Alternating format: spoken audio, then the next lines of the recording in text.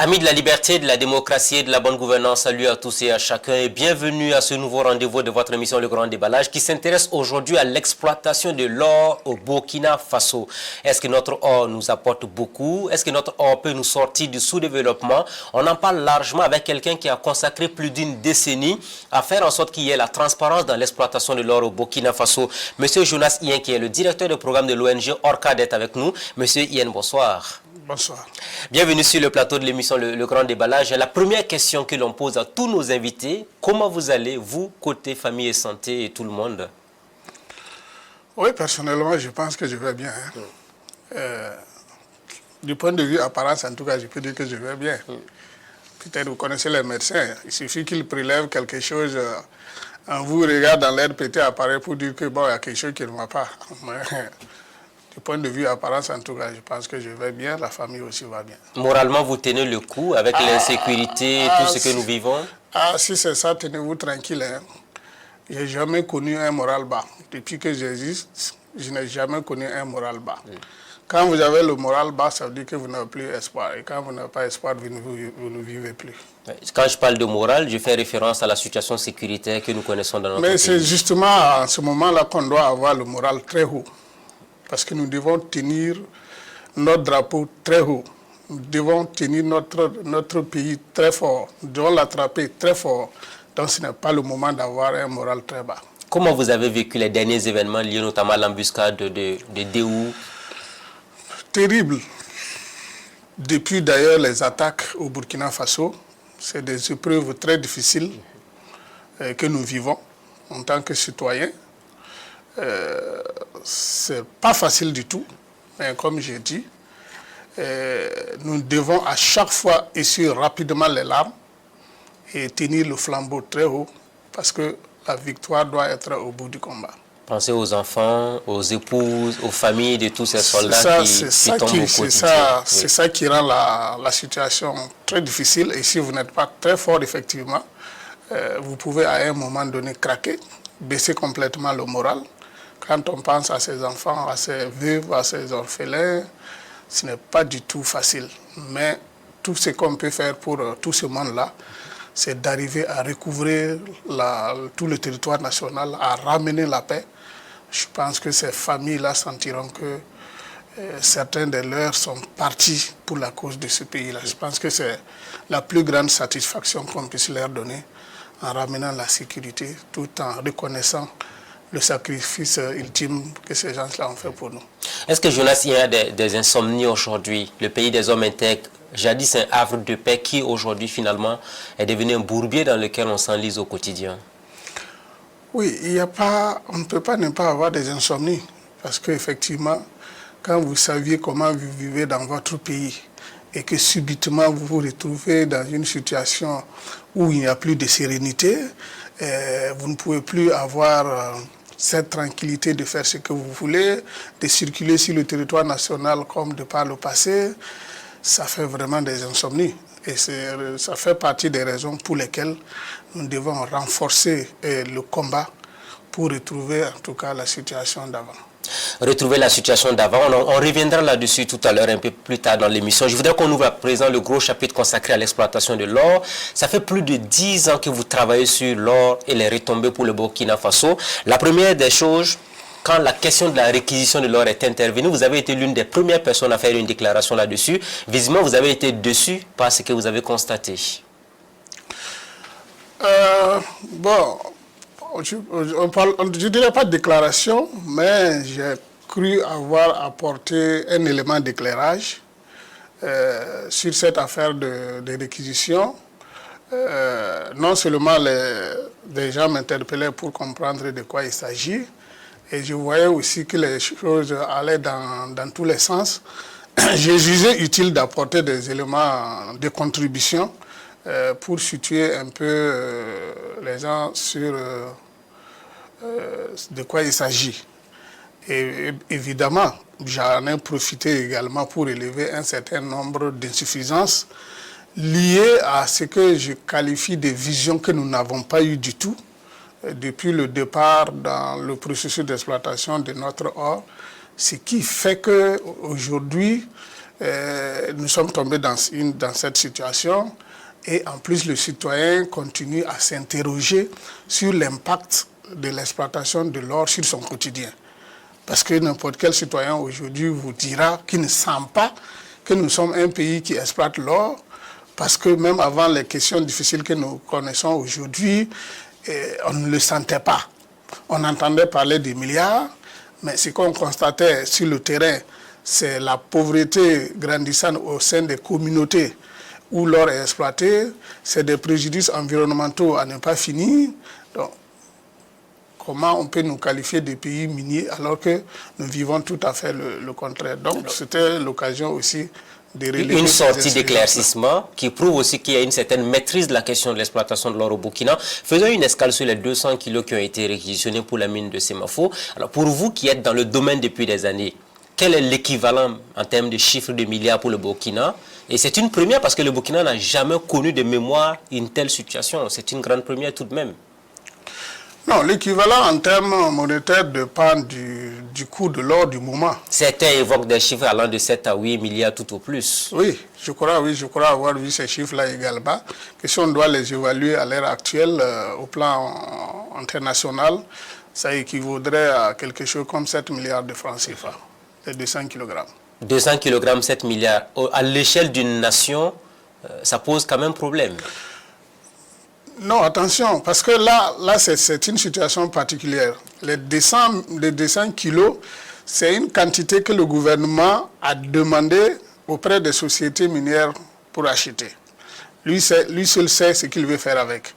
Ce n'est pas de l'or qui nous revenait comme ça, ou qui nous appartient comme ça. C'est de l'or qu'on a sollicité auprès des promoteurs miniers pour acheter.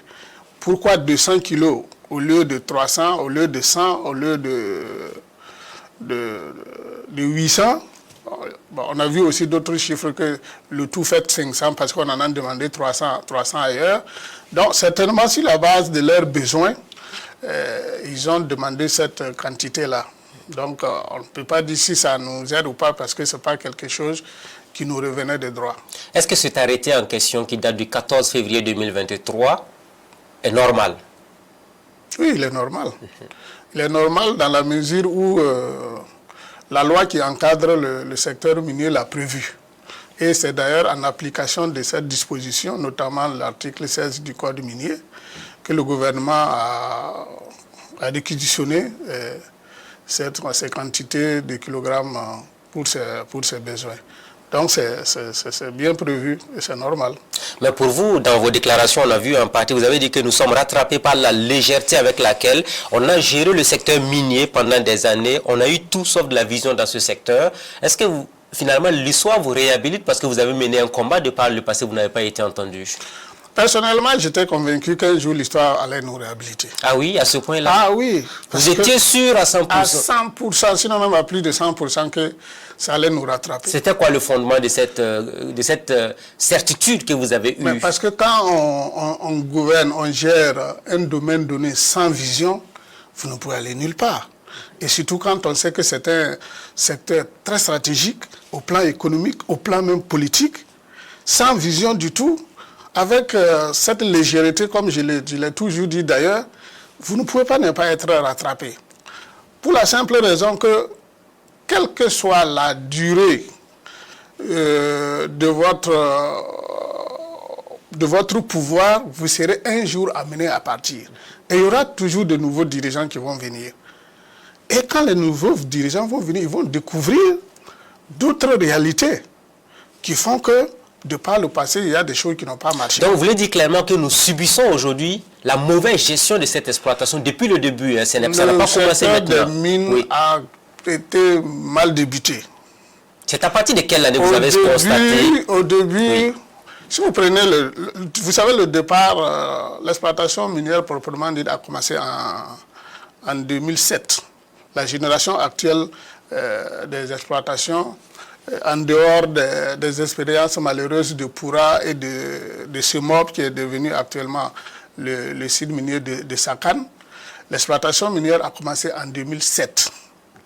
De 2007 à nos jours, la gouvernance n'a pas été ça. Alors donc, 2007, on était déjà dans le régime du président Blaise Compaoré. Mais il faut dire qu'au départ, le secteur minier était devenu une affaire de la présidence du Faso, en son temps. Tout se jouait pratiquement à la présidence du Faso. Alors, ceux que vous avez dénoncé, ceux qui avaient le courage de lever le petit doigt, d'abord, étaient devenus comme des gens qui allaient au suicide. Parce qu'en son temps, il était suicidaire de chercher à dire qu'il y a des choses qui ne marchaient pas. Certains ont dit qu'il y avait une vraie opacité. Même au plan des techniciens, au plan du recrutement même du personnel. Oui, du personnel ou même au niveau, des ministres. Bon, c'était en quelque sorte de faire valoir. Donc vous avez subi, on a l'impression que vous avez subi le courroux des dirigeants de par le passé par rapport à toutes les revendications que vous avez menées sur la bonne gestion de l'exploitation de l'or au Burkina. Oui, à un moment donné, personnellement, on m'avait indiqué qu'il y avait un message provenant de la présidence. C'était en quelle année déjà? Du Faso. C'était entre 2011 et 2012, je crois, qui indiquait qu'il fallait qu'on laisse les sociétés minières tranquilles. Ah, c'était une menace qu'on vous a adressée. Et on nous demande de laisser les sociétés minières tranquilles parce que ce n'est pas nous qui les avons amenées ici. Clairement. Oui. Et c'était quoi? Un appel, un écrit qu'on vous a adressé? C'est quelqu'un qu'on avait envoyé vers moi. Oui. Voilà, une personne qu'on avait envoyée vers moi pour me dire, on me dit de vous dire de laisser les sociétés minières tranquilles. Ce n'est pas vous qui les avez emmenées ici. Et c'est elles qui sont venues avec leur argent. Donc vous n'avez pas de contradiction à faire ici. Et d'ailleurs, même vous connaissiez l'or où. Bon, il y avait des propos de ces gens-là. Et depuis ce moment, vous avez compris qu'on était en train de s'enfoncer sur la question de l'exploitation de l'or, ou bien on était en train de privatiser de façon, au niveau de l'État finalement, l'exploitation de l'or. J'avais commencé à comprendre que l'or, le secteur des mines n'était pas considéré comme un patrimoine national, mais plutôt un patrimoine soit familial ou privé, et qu'à cette allure-là, le pays risquait de ne pas en bénéficier du tout. Et c'est d'ailleurs de là qu'est parti vraiment mon engagement. En se disant, si c'est devenu comme ça, il va falloir aussi montrer que c'est un pays qui nous appartient et que c'est effectivement un patrimoine national. Il n'est pas question de laisser ça à des individus parce qu'ils sont au pouvoir. Donc les menaces ne vous ont pas dissuadé, cela n'a remis en cause? Ça ne m'a jamais dit quelque chose. Si vous voulez qu'on s'entende, évitez de me menacer. Si vous me menacez, vous avez tout gâté. Parce que je vais montrer aussi que je suis homme. Mais on a compris qu'à partir de cette période aussi, vous avez eu toutes les peines du monde à avoir voix au chapitre par rapport à la question de l'or. Oui, parce qu'on était pris entre le marteau et l'enclume. On avait du côté le côté État et le côté investisseur minier. Alors vous savez, en règle générale, face à des questions cruciales, le côté État s'incline beaucoup plus du côté des sociétés minières. Au lieu de faire le contraire, au lieu de chercher à défendre les intérêts nationaux, on a tendance à aller vers ce que les sociétés minières disent. Alors donc, on a eu ces difficultés. J'allais dire, on s'est créé des ennemis de part et d'autre, mais au fur et à mesure aussi, au niveau de la société civile, on a commencé véritablement à mieux s'organiser, à former des coalitions, à se donner beaucoup plus de force pour avoir plus d'impact sur la lutte. Donc ça fait qu'on a pu tenir bon, malgré ces obstacles-là et par moments des menaces voilées. Est-ce que vous pensez que c'est le tapis rouge qui a été déroulé, mal déroulé aux exploitants miniers là, qui a fait qu'on est dans les problèmes aujourd'hui? Parce qu'on a l'impression qu'on leur a donné tout dès le début au Burkina Faso. Oui, c'est ça. Au début, on leur a tout donné. Alors, quand nous, on se plaignait, on nous faisait croire que pour avoir des investisseurs dans un secteur comme les mines, ce n'est pas évident. Code minier attractif, hein, c'est un mot qu'on a beaucoup entendu au Burkina. Non, il fallait construire un code minier dit attractif. Mais il n'était pas c'est-à-dire attirer... Est-ce que vous n'étiez pas d'accord que c'était attractif? Attirer les investisseurs. Effectivement, ce code minier, le code minier de 2003, hein, parce qu'avant ça, il y avait le code minier de 1997 qui n'a pas fonctionné. Le code minier de 2003 dit attractif parce qu'ils voulaient un code attractif. Effectivement, ça leur a tout donné. Attractif pour qui? Attractif pour les miniers. Parce que c'est pourquoi j'ai dit. Puisque pour eux, c'est pour attirer les investisseurs pour le pays. Est-ce que attirer des investisseurs veut dire que vous devez tout abandonner? Que vous devez tout perdre? Non. Alors que quand vous lisez le code minier de 2003, il y avait tout pour les investisseurs et pratiquement rien pour l'État burkinabé. Mais l'État percevait des impôts et des taxes sur l'or qui sortait du Burkina. C'est ce qui a été dit publiquement par les autorités à l'époque. Mais jusqu'à aujourd'hui, on vous le dira. Mais c'est combien? Quand on vous dit on a perçu tant, c'est sur la base de combien? Combien les autres ont gagné? Quelle est la balance? Et qu'est-ce que nous perdons? Il ne suffit pas de voir ce que vous gagnez. Est-ce que vous voulez dire clairement? Qu'est-ce que vous perdez au plan, d'abord au plan économique, ensuite au plan social, au plan environnemental? Donc, ces coûts sociaux et autres là, qu'est-ce que vous perdez? Est-ce qu'on calcule ça? Un aspect qui fait polémique et débat, est-ce que vous voulez dire que le Burkina ne maîtrise même pas le nombre de kilos d'or qui sort de son territoire? Non, pas qui sort. Qui sort officiellement, on peut dire qu'on connaît, puisque les productions d'or sont consignées. Donc, il y a des chiffres officiels que l'on connaît, qui sortent. Mais nous sommes dans un domaine capitalistique où toutes les pratiques sont possibles. Et encore que nous n'avons pas une grande capacité de contrôle et de suivi de ces opérations-là. Donc, nous, par exemple, au niveau de la société civile, nous sommes persuadés qu'en dehors de ce que nous savons officiellement, il est fort probable qu'il y ait des choses qui se passent aussi que nous ne maîtrisons pas. Je vous donne un exemple, toujours dans le cadre, pendant la période du président Compaoré. Nous avions reçu une information un jour comme quoi il y avait une fraude d'or qui devait passer par l'aéroport. On nous avait même indiqué dans quoi était contenu l'or. Alors, nous sommes passés par des hommes de tenue pour pouvoir donner l'information au niveau de l'aéroport. Ce qui a été fait. Et quand ces personnes étaient venues, effectivement, on leur avait demandé de faire voir le contenu de la chose qu'ils avaient. Alors, il a suffi un coup de fil sur place pour qu'un autre coup de fil atterrissent au niveau de l'aéroport pour leur dire de laisser passer. Et l'or est sorti comme ça du Burkina Faso? Oui. Et ça a perduré. Et ça, pendant longtemps, il y a eu ces pratiques-là. Et à partir de là, vous avez compris que l'autre or ne nous appartenait pas, mais c'était finalement géré pour des familles ou un clan. Notre or ne nous appartient pas. Ne nous a pas appartenu. Oui. C'est trop fort, monsieur Yen. Oui, ça ne nous appartient pas, puisque dans la mesure où nous-mêmes, on a décidé, j'allais dire de façon délibérée, pendant longtemps, de ne pas investir dans l'or, dans la promotion de notre secteur minier. Beaucoup ont dit clairement que le cas de Poura a découragé beaucoup d'investisseurs nationaux aussi. C'est possible, mais l'autre aspect aussi, c'est qu'on n'a pas fait un effort de promotion de ce secteur-là auprès des nationaux.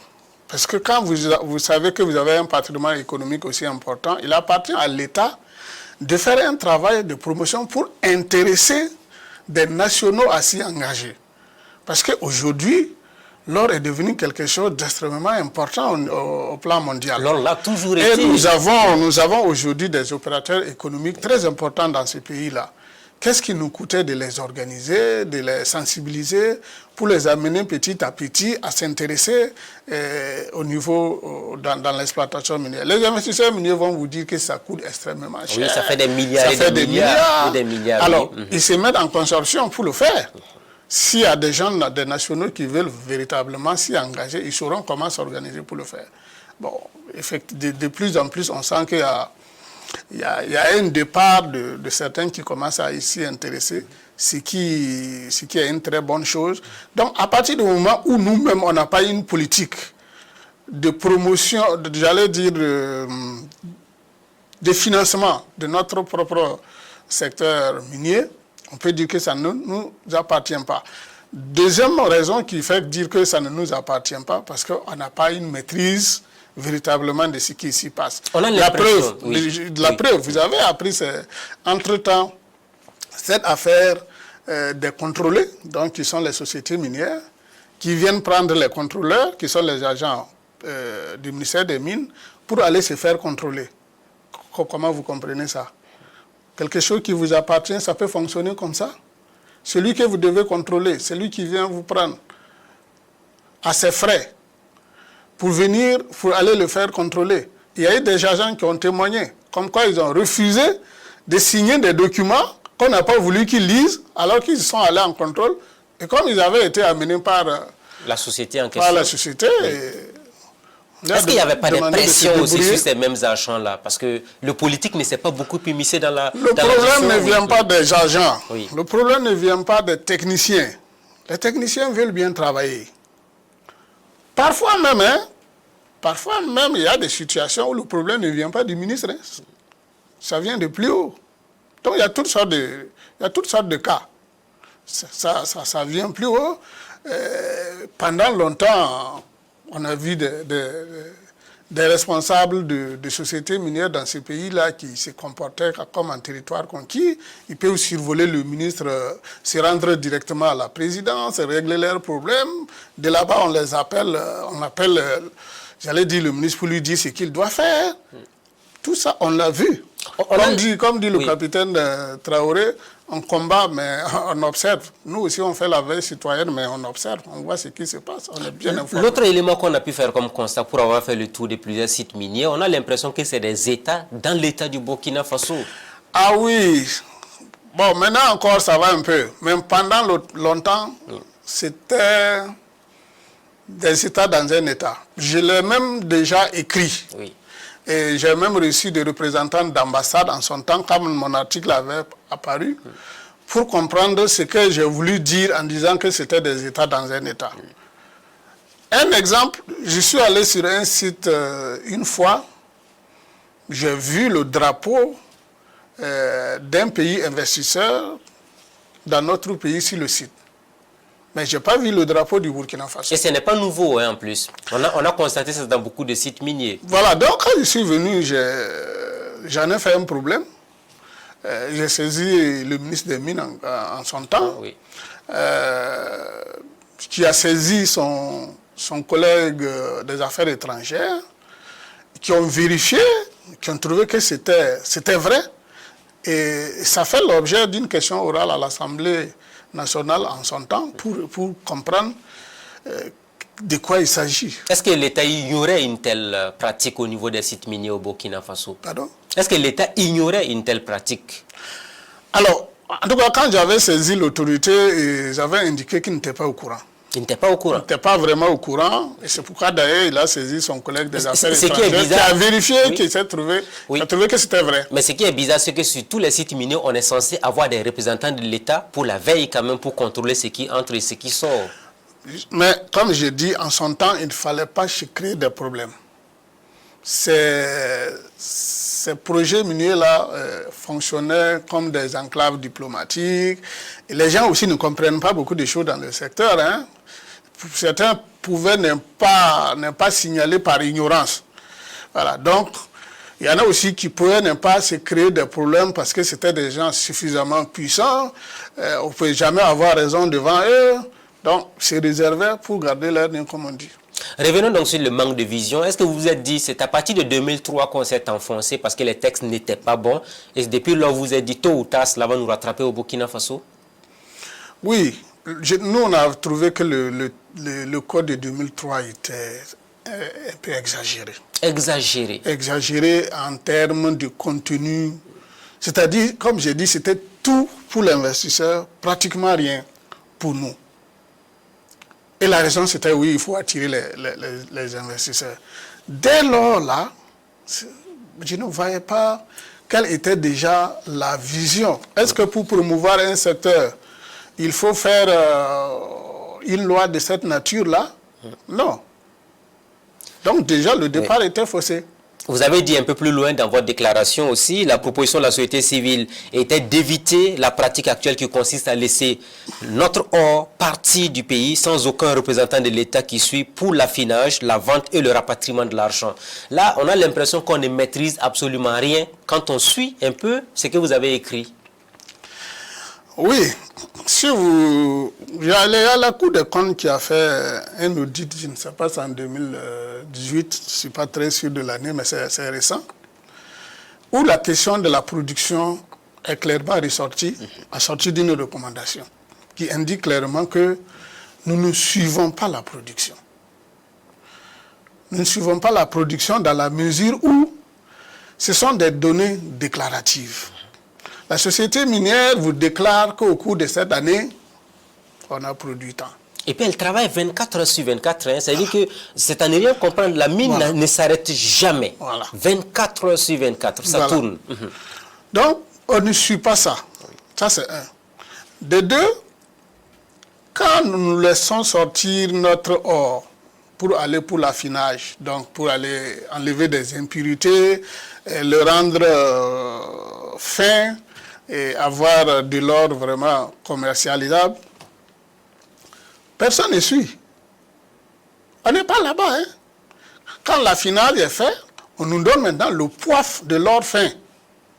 Sur cette base, on connaît le coût de l'or du moment, donc le prix auquel ça équivaut. Donc vous vendez, vous rapatriez de l'argent à travers la BCAO, et sur la base des règles établies, le Burkina Faso prend sa part. Donc, à partir du moment où tout le circuit de la production, on ne maîtrise pas, nous n'avons pas la possibilité d'être, j'allais dire, dans la salle même de couler d'or. Au Burkina Faso ici? Oui. Au Burkina, on parle déjà du Burkina. On est là où on fait la scellée.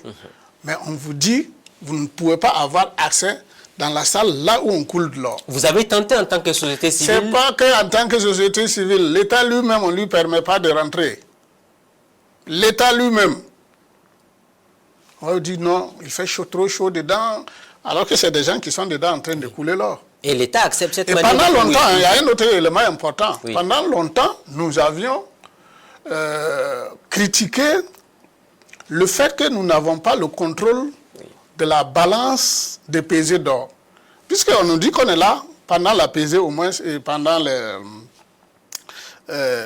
comment on dit ça? Quand on met ça dans les emballages, là, le colisage, là, on met ça dans les colis.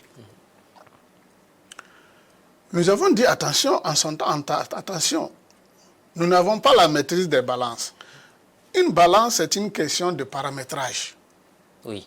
Si vous avez une mauvaise intention, vous pouvez paramétrer une balance de sorte à lui dire, si je dépose une barre d'or de 30 kg, ça sort 25. Dis même que c'est 10. Oui.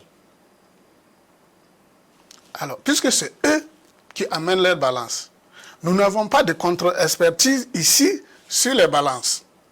Et pendant longtemps, alors, il a fallu récemment qu'effectivement, au niveau du BIMIGEP, prenant en compte ces recommandations, ces cris de cœur, j'allais dire de la société civile, ont pu acquérir un appareil que j'ai personnellement vu. Est-ce que cet appareil-là a accès au site? Parce qu'on peut avoir un appareil à Ouagadougou, mais amener l'appareil sur le site est problématique. Je ne pense pas qu'il ait accès au site, mais je pense qu'il peut expertiser la balance à partir de Ouagadougou. Parce que je l'ai vu, il est suffisamment grand, gros, et visiblement très fragile. À le déplacer régulièrement sur les sites. Donc les sociétés minières seront obligées d'amener leur or au BIMIGEP pour en tout cas, j'ai vu au moins la balance. Est-ce que c'est ce qu'on vous a dit par rapport à l'utilisation de cette balance en question? Non, je n'ai pas vu la contre-expertise à partir du BIMIGEP. Mais j'ai vu au moins l'appareil qui a été acquis à cet effet. Qu'on nous a expliqué à peu près comment ça doit fonctionner. C'est pour dire que c'est déjà bon d'y avoir pensé, d'avoir pris en compte ce cri de cœur-là et d'acquérir un appareil qui va être beaucoup plus regardant sur ces balances-là. Mais c'est un élément qui montrait que on n'avait pas encore la maîtrise de notre production. Et c'est récent et en plus. Oui, c'est récent. C'est récent parce que ça veut dire que pendant des années, on a laissé passer des choses. Monsieur Yé, quand on vous écoute, on a l'impression que l'exploitation de l'or est une grosse mafia qui échappe à tout contrôle au Burkina Faso. Oui, aussi bien dans l'orpaillage, certainement qu'on va en parler. On reviendra là-dessus tout à l'heure. Je veux qu'on parle de l'exploitation industrielle de l'or. L'industriel, oui. Si je dis mafia, on va dire encore que j'exagère. Non, mais est-ce que c'est vraiment... On va dire encore que le mot est trop fort. Mais quand vous analysez à fond, quand vous voyez par exemple qu'il y a des techniciens qui veulent travailler, qui veulent des moyens, qui veulent que certaines choses changent, et qu'on ne crée pas les conditions, alors que créer ces conditions-là, c'est possible. Quand vous exploitez l'or, vous n'avez pas la maîtrise de suivi, de contrôle, et que rien ne vous empêche de l'en avoir. Et le code minier même prévoit que nous avons la latitude de faire des contrôles inopinés, donc de voir tout ce qui s'y passe. Et que malgré cette disposition de la loi, on ne veut pas aller dans ce sens. Vous voulez qu'on dise quoi? C'est comme si c'est délibérément fait, que les gens n'aient pas les moyens pour travailler, qu'on ne puisse pas voir, ça veut dire que ça profite à des individus. Si c'était vraiment pour que ça profite à l'État, on a tous les moyens pour faire en sorte que ça profite à l'État. Mais des individus en profitent certainement. Pourquoi? Certainement qu'il y a des amitiés très rapprochées entre ces individus et les investisseurs. Oui, la question de l'affinage. Là, vous avez dit que c'était vraiment pas maîtrisé au niveau Burkina Faso. Vous avez dit la vente et le rapatriement de l'or également. Tout cela nous échappe. On a l'impression que finalement, notre sous-sol ne nous apporte plus grand-chose comme on l'a fait miroiter à l'ensemble des Burkinabés. Non, oui, justement. Quand on dit que vous avez eu des milliards, même si on vous dit que par an, vous avez 300 milliards. Oui. C'est des chiffres souvent qui ont été communiqués officiellement, oui. Officiellement. Mais ce n'est pas grand-chose. Ce n'est pas grand-chose si on avait vraiment la maîtrise de suivi et de contrôle. On allait avoir plus que ça. Il y a la question du contenu local qui peine à se mettre en place. C'est-à-dire toutes les opportunités qu'on peut tirer pour que ça profite à des entreprises au niveau du Burkina, les entreprises nationales. Tout ça aussi, ça rapporte beaucoup plus.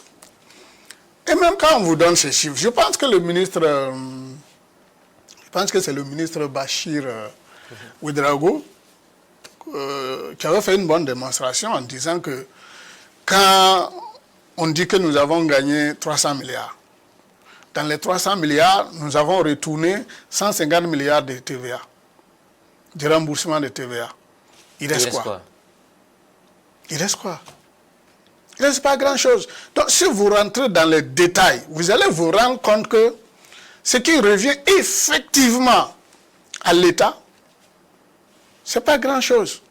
Tout simplement parce que nous n'avons pas eu cette vision dont nous parlons.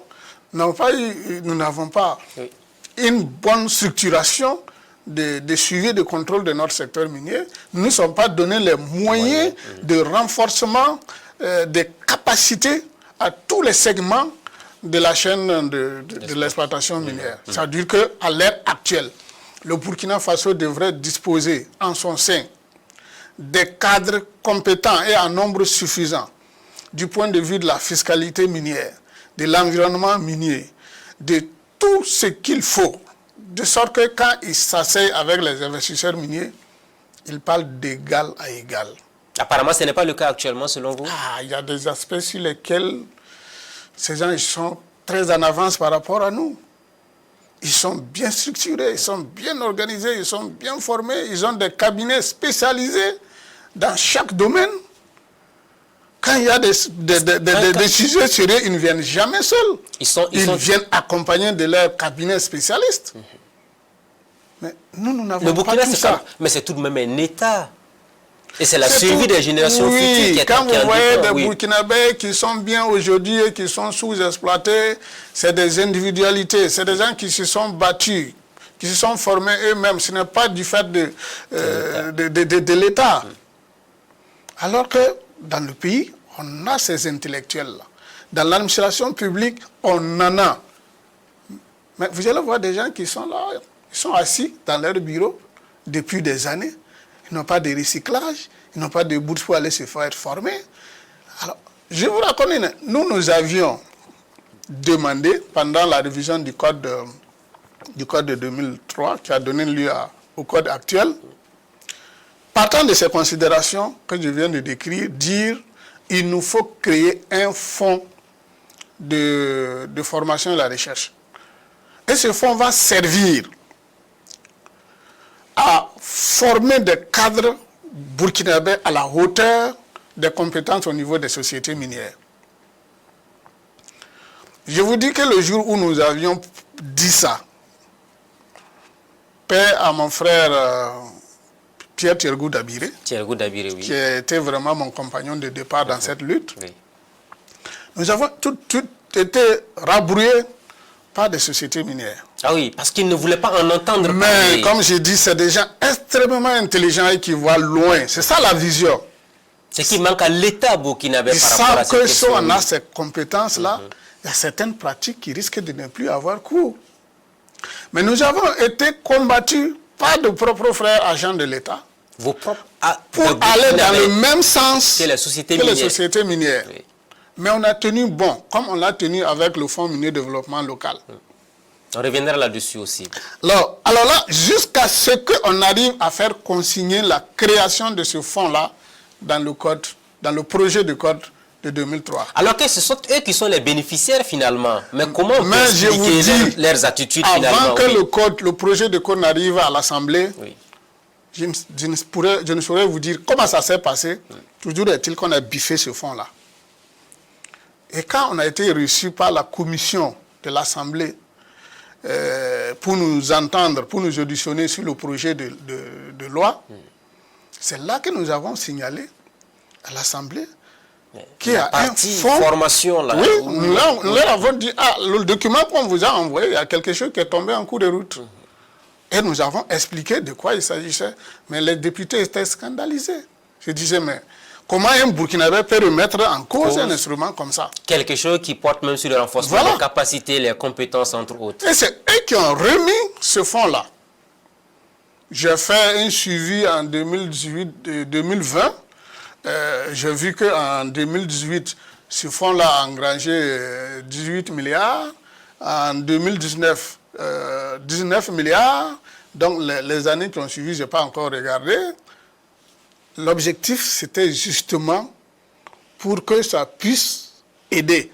Ce fonds-là sert aujourd'hui, une partie sert aujourd'hui à financer le FONER pour les étudiants. Ça, on n'en parle pas du tout. Non, on n'en parle pas. Une partie pour le FONER des étudiants. Oui, en 2020, oui. Quand nous avons fait la tournée, il y avait déjà 2 milliards qui étaient arrivés au niveau du FONER pour soutenir les étudiants. J'en profite même pour les en féliciter. La dame qui était responsable là-bas a été très transparente avec nous. Donc, il y a une partie qui va dans certaines universités. Il y a une partie aussi pour le ministère des Mines. Et ils sont contents de recevoir. On n'en parle pas trop. Mais ils sont contents de recevoir. Mais c'est la société civile qui s'est battue pour avoir ce fonds-là. Au même titre que le Fonds minier de développement local. C'était pour ça. Oui. Et ce qui est paradoxal, il y a des fonctionnaires de ce même État-là qui ne voulaient pas que l'on l'inscrive. Ils nous ont combattus. Oui. Et c'est par leur... En tout cas, ils ont contribué à faire supprimer à la lumière, pas des petits techniciens, c'est des gens quand même qui sont... Des cadres supérieurs, on a dit. Est-ce qu'à la lumière de ce que vous avez constaté, vous avez dit les Burkinabés n'aiment pas ce pays-là, il y a des Burkinabés qui n'aiment pas ce pays-là? C'est pourquoi il faut que la lutte contre la corruption là soit efficace. Ah, vous amenez ça sur le plan de la corruption. Très efficace, parce que personnellement, oui. Je ne peux pas m'expliquer. Oui. Qu'est-ce qu'on puisse me donner pour que je ferme les yeux sur les intérêts de mon pays? Qu'est-ce qui peut expliquer ça? Si quelqu'un fait ça, c'est qu'il a mangé. Et vous en êtes sûr? Sinon, qu'on m'explique, même si je n'en suis pas, qu'on m'explique au moins qu'est-ce qui peut faire que moi, je dise à un investisseur, je suis totalement d'accord avec vous, il n'est pas normal que le Burkina Faso ait un fonds pour former ses propres cadres. Dans la mesure où ce fonds en question, on n'a jamais demandé aux sociétés minières d'y mettre un franc, contrairement au Fonds minier de développement local. On n'a pas dit que les sociétés minières vont y mettre un seul franc. Mais il y a des Burkinabés qui les ont soutenus. Alors donc pour être d'accord avec les sociétés minières, si ce n'est pas qu'on t'a donné à manger, mais explique-nous. Comment tu peux être contre les intérêts de ton propre pays? La bonne nouvelle, j'estime que ça ne peut qu'être que la corruption. La bonne nouvelle, c'est que le fonds existe aujourd'hui. Je voudrais qu'on fasse une escale sur un scandale que le Burkina a connu, qui n'est même pas encore à la limite terminé. C'est le charbon fin. Vous vous rappelez de ce scandale lié au charbon fin? Est-ce que ça ne conforte pas tout ce que vous avez dit depuis le début de cette émission? Le fait qu'on ne maîtrise absolument rien sur notre exploitation de l'or au Burkina Faso. Ce charbon fin-là, justement, devait-il sortir du territoire burkinabé? Devait-il sortir du territoire burkinabé? Je peux même prendre la société en question au mot. Parce que la société en question a construit une usine de traitement de charbon fait sur son site. Ça fait l'objet d'inauguration bien métier. En fanfare. Et on nous avait expliqué en son temps, et je pense encore avoir trouvé les traces du discours du DG en son temps de l'entreprise, que c'est parce que nos textes ne nous permettent pas d'aller traiter ça ailleurs que cette usine a été créée pour traiter. Et quand la question du charbon fait arriver, on nous a dit non, en réalité, l'usine n'a pas de capacité pour traiter la quantité. Vous avez été scandalisé. J'ai dit, mais de quoi on parle là? Je ne comprends plus rien. Alors donc, tout ça, ça fait partie... Donc pour le charbon fin, pour vous, beaucoup de Burkinabés auraient dû être en prison aujourd'hui. Bon, ça c'est le juge qui décidera. Oui, mais quand vous regardez la tournure des événements, on a l'impression que c'était une opération... Non, ce qui m'a aussi scandalisé par rapport à cette question, c'est la précipitation avec laquelle le ministère des Mines est sorti pour prendre la défense de la société. Ça, vous n'avez pas apprécié du tout. Je ne peux même pas apprécier ça jusqu'aujourd'hui. Que le ministère se calme. Si d'aventure on venait à l'interpeller pour lui demander, avez-vous, oui ou non, donné des papiers fiables à l'entreprise pour faire sortir ce charbon fin-là, le ministère va dire ce qu'il a à dire. Mais à peine on a appris qu'on a saisi les wagons de l'entreprise à Bobo Dioulasso, que ce soit le ministère qui soit le premier à sortir pour expliquer, pour justifier. Non. Donc le ministère a été complice finalement de cette affaire, on peut le dire. Je ne sais pas. Moi, j'apprécie vraiment ce qui a été fait. Mais vous, société civile, qu'est-ce que vous avez fait justement par rapport à ce dossier? Parce que ça aurait dû vous interpeller aussi au même titre que le combat que vous avez mené. Alors, vous savez, si vous voyez que jusque-là, les gens ne nous attaquent pas, nous ne travaillons pas au hasard. Quand on n'est pas sûr de quelque chose, on n'y sort pas. Mais vous avez été sensible à l'affaire du charbon. Oui, mais pour qu'on sorte dire des choses, il faut qu'on s'assure que ce qu'on va dire là, si demain ça va loin, ce qu'on a réservé derrière là, ce qu'on a dit là, ça ne vaut pas le tiers de ce qu'on a comme preuve.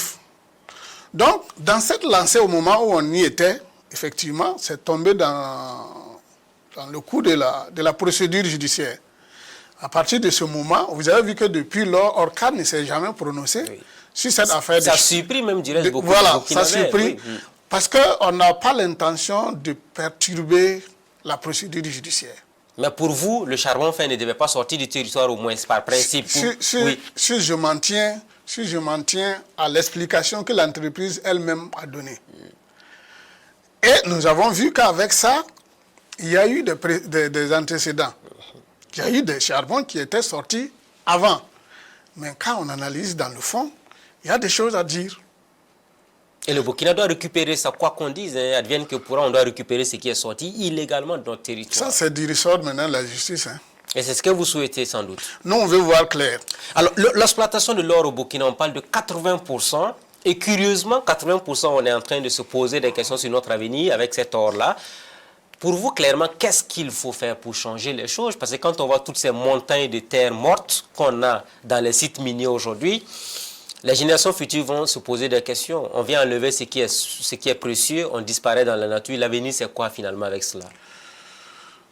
Non, les 80% ou vous ne croyez pas les plus de 80%, c'est par rapport aux produits d'exportation. C'est-à-dire que ce que le Burkina Faso exporte le plus à l'extérieur pour amener de l'argent, c'est de l'or. Mais c'est quand même important. Ça représente plus de 80%. On était à 84 et quelques pourcents. C'est extrêmement important. Ça veut dire que c'est ça qui nous rapporte plus aujourd'hui. Et c'est pourquoi nous disons que c'est un danger. Danger? Oui. Vous ne voyez pas ça comme une opportunité de développement du Burkina? C'est pas une bonne chose. C'est pas une bonne chose, ça veut dire qu'on n'a pas une économie diversifiée. Votre économie là, dans votre économie, 80% porte sur un seul produit. Et le jour où ce produit, l'or, ça peut dégringoler à tout moment. Dans la mesure où ce n'est pas nous qui maîtrisons le coût de l'or. Il suffit qu'à Londres ou ailleurs, les gens décident de nous crouler, surtout que nous commençons à avoir des positions bizarres vis-à-vis d'eux. On dit, bon, l'or est tombé, ça ne marche plus. Alors, les 80% sont tombés. On se retrouve autour de 20% avec les autres produits. L'un des éléments qui vous a choqué, vous, Jonas Ien, c'était le fait qu'un pays qui a 80% de l'or, qui est le premier produit d'exportation, se retrouve sans réserve d'or. Ah oui, ça c'est... Et là j'ai l'impression que vous avez dit... mais c'est un scandale. Scandale? C'est un scandale. Oui. Pourquoi? Parce que l'arrêté de réquisition du gouvernement qui fait du bruit là, en français facile, c'est comme si le gouvernement a écrit à la société minière pour dire « Je vous demande de me réserver 200 kg d'or parce que j'en ai besoin, je vais acheter. » Parce que je n'en ai pas. Parce que je n'en ai pas. Je n'ai aucun pouvoir d'en avoir. Je n'en ai pas. Et comme le code minier a dit que si un jour j'ai besoin de l'or, je peux procéder comme ça. En français facile, c'est tout ce que ça veut dire. Mais est-ce que la mine peut refuser de donner l'or à l'État? À partir du moment où c'est prévu dans la loi. Refuser voudrait dire que vous ne vous soumettez pas à la loi.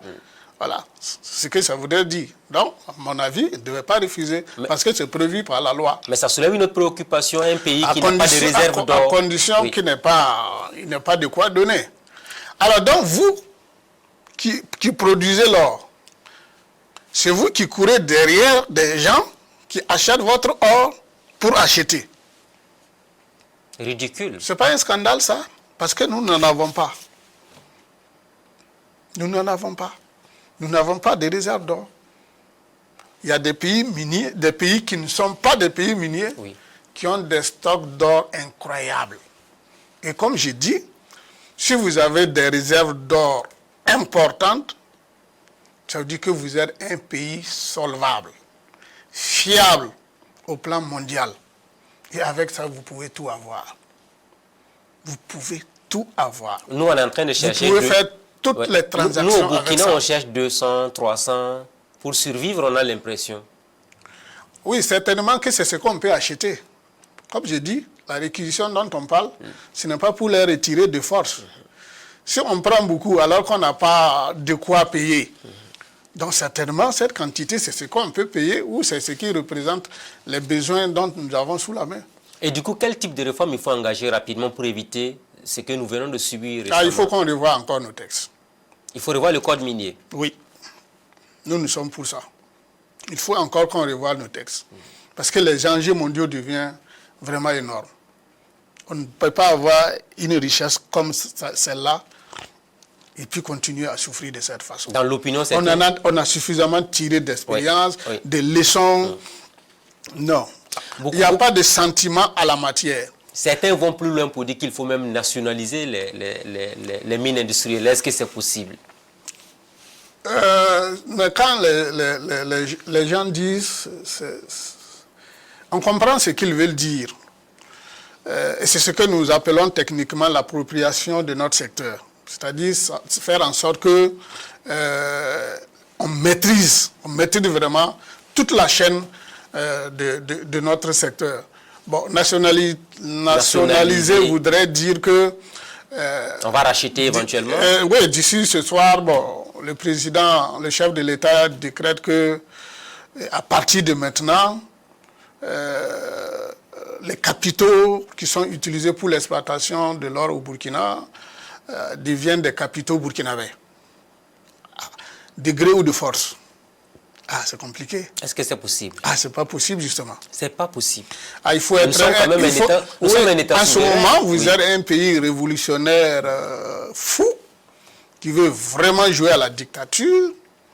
Là, oui, mais je pense que nous ne sommes plus dans ce monde-là aujourd'hui. Mais il va falloir que le Burkina paye quand même ce qu'on a investi au niveau mais de nous avons les moyens de procéder autrement si nous voulons vraiment prendre notre secteur et exploiter nous-mêmes. C'est à nous de créer les conditions. L'autre aspect qui choque et qui pose problème aujourd'hui, c'est l'après-exploitation de l'or, le côté environnemental. Est-ce que vous pensez que les sociétés minières respectent les normes environnementales qui sont édictées aujourd'hui? Oui, sur cette question environnementale, l'État est beaucoup plus responsable que les sociétés minières. Okay.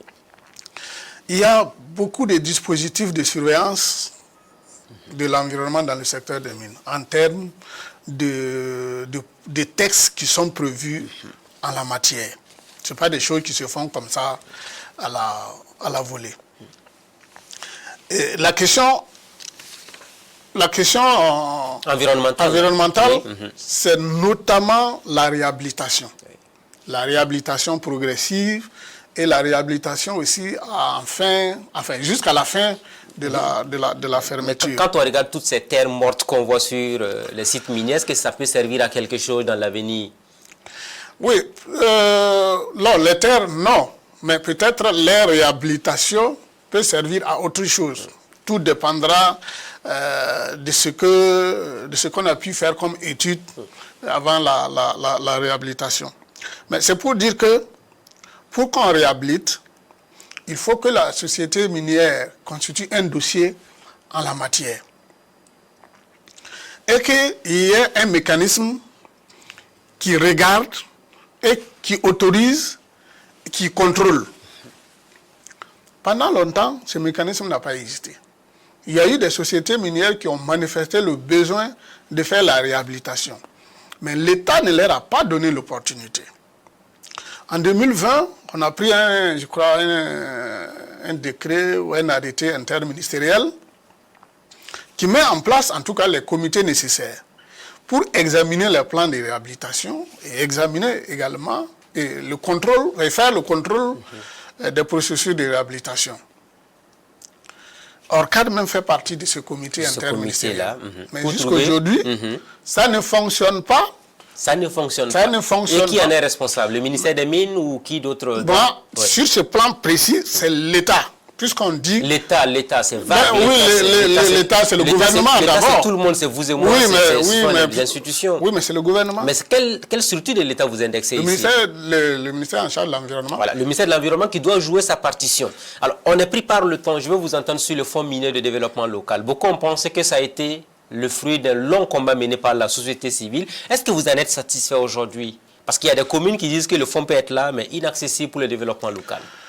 Oui, on est satisfait quand même, j'allais dire, en termes de collecte de fonds, de ressources pour ce fonds-là.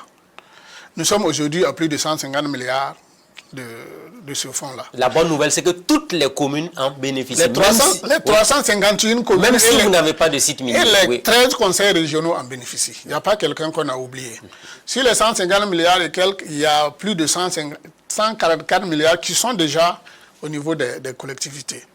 L'insuffisance majeure, c'est que les communes ont eu de la peine à envoyer les rapports d'utilisation de ces ressources-là pour qu'on voit à quoi ça servit effectivement.